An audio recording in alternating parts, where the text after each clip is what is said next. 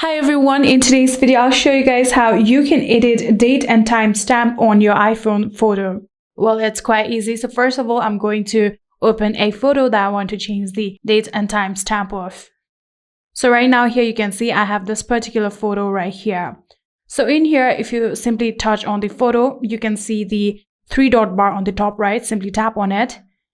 And after tapping on it, you'll get this pop-up from which tap on adjust date and time.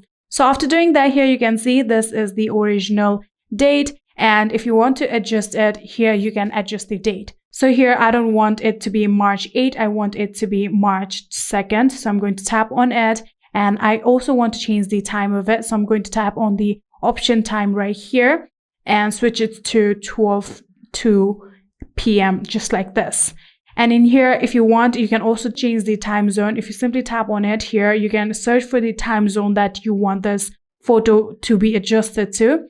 And when you're done that, you can simply tap on the option adjust right here. So in here, you can see the original is 8 March 2026, and I have adjusted it to 2nd March 2026. So I'm going to tap on adjust in order to save it. And here you can see we have now successfully edited our date and time stamp on iPhone photo.